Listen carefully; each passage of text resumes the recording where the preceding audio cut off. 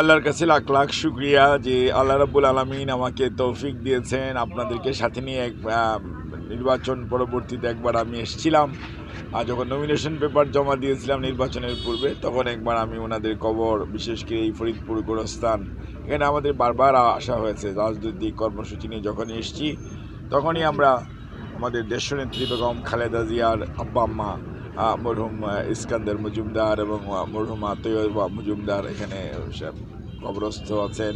তার ওনাদের যে বড় খালা আমাদের খুশি জাহান হক চকলেট আপাও আছেন। এছাড়াও এখানে অনেক পুরুষ এবং নারী এবং বাচ্চাদের কবর আছে।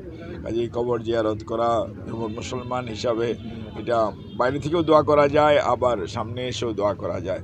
তো সেই জন্য এসেছি, আল্লাহ আমাকে যে তৌফিক দিয়েছেন। আর এখন নতুন দায়িত্বপ্রাপ্ত হয়ে আসার মধ্যে আমার কাছে খুব ভালো লাগছে যে গণতন্ত্রের জন্য যে মানুষটি আপোষহীন সংগ্রাম করেছেন তার দীর্ঘ রাজনৈতিক জীবনে, এবং কখনো কারোর সাথে আপোষ করেন নাই, অর্থাৎ কোনো ধরনের ষড়যন্ত্রের মধ্যে উনি পা দেন নাই। আর যে মানুষটি এর শাশুড়ি অর্থাৎ শহীদ রাষ্ট্রপতি জিয়াউর রহমান, উনি বাংলাদেশের স্বাধীনতার ঘোষক, একদম বীর মুক্তিযোদ্ধা, এবং বাংলাদেশকে আজকে আধুনিক বাংলাদেশের পথে পরিচালিত করার জন্য সবচেয়ে যার কঠোর পরিশ্রম করেছেন, জাতিকে অনুপ্রাণিত করেছেন, ঐক্যবদ্ধ করেছেন শহীদ রাষ্ট্রপতি জিয়াউর রহমান, ওনার শাশুড়ির কবর জিয়ারত করা। আর আমাদের খুশি জাহান হক সত্যিকার অর্থে দিনাজপুরের আধুনিকায়নের জন্য উনি সবচেয়ে বেশি উল্লেখযোগ্য ভূমিকা পালন করেছেন যখনই উনি সুযোগ পেয়েছেন।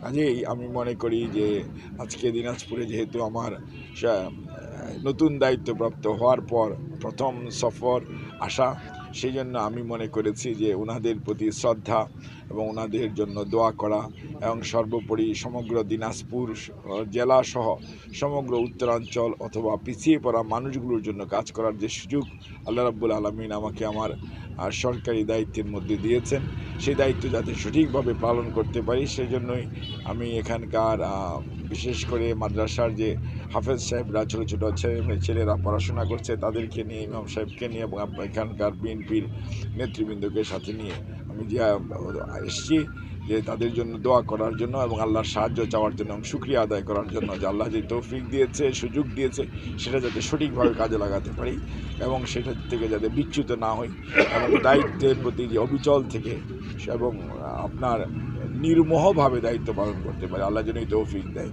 আর যে প্রশ্ন করেছেন জনাব তারেক রহমান, ওনার নানি এবং নানা নানি এখানে সাহিত্য আছেন, উনি সবসময় যখনই ওনার সাথে কথা হয় তখনই ওনার দিনাজপুরের কথা উঠলেই ওনার নানা নানির কথা বলেন, যে ওটা আমার নানা নানির দেশ, বগুড়া আমার দাদা দাদির দেশ, সিলেট আমার শ্বশুর বাড়ির দেশ। এটা উনি সব সময়ই বলেন এবং উনি ওপেন বক্তব্যও বলেন, আপনারা খেয়াল করেছেন। কাজে ওনার মনের টান, নারীর টান দিনাজপুরের প্রতি আছে। আর বগুড়াতে ইনশাল্লাহ সদরে আপনার ফ্যামিলি কার্ডের একটা উদ্বোধনী প্রোগ্রাম ইনশাল্লাহ 10ই মার্চ হওয়ার কথা রয়েছে, ইনশাল্লাহ সেটা হবে। কাজে উনি সেখানে আপনার সরকারি সফর হলেই বুঝতে পারবেন রাষ্ট্রীয় ব্যস্ততা এবং কাজের ব্যস্ততার মাঝে অবশ্যই উনি ওনার দিনাজপুরের সফর দেখবেন কোনো না কোনো সময় ইনশাল্লাহ হয়ে যাবে। ধন্যবাদ সবাই।